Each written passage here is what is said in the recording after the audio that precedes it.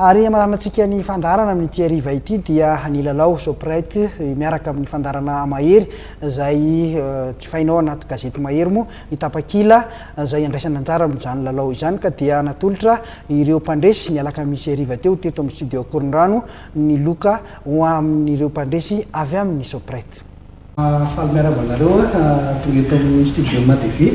nandray anjara tamin'ny lalao mahery miarana amin'ny soprite izy ity nandritra ny fandarana trophée mahery zany hoe mbola mandritra ny herinandro maromaro no isinyity lalao ty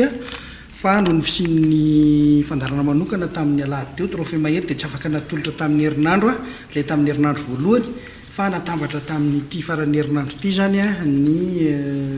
fanolorana ny loka rehetra dia arabainy nareo tsara vitana nahazo nandresy tamin'ilay lalao natao voalohany Ramatoa Volasoa no anolotra ny loka ho atsika mpandresy tale amin'ny fanoratana hita amin'ny vondrona MATV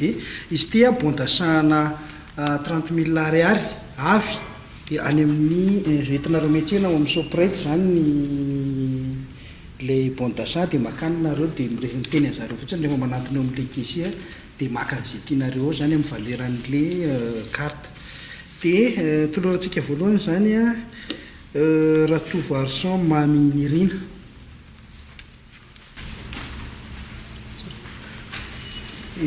faharoa Ramarson Marise Viviane fahatelo Ravelo Notso Elisa Bernadette dia masotono lalao manentana nareo hatrany zay eto amin'ny gazety mahery sy ny fahitalavitra mahery fandarana zany amin'ny fiarahantsika amin'ny lalao satria mbola mitoy ny lalao any antenena dia mbola hatrany amin'ny kanina 7 zany tsika dia mbola hiaraka eto foana dia misaotra betsaka nareo nandray anjara tamin'ny lalao. Misaotra betsaka tompoko dia misaotra betsaka ny mpanolotra anay zany fa dia azoty lalao mihitsy izay tompoko. Nareo efa nietreritra hoe ahazo an'le loka sa hoe mitsatoka fotsiny? Matoa izay milalao zany dia mieritreritra ny azo foana za zao efa nahazo le tamin'ny mondial le za le voalohany iny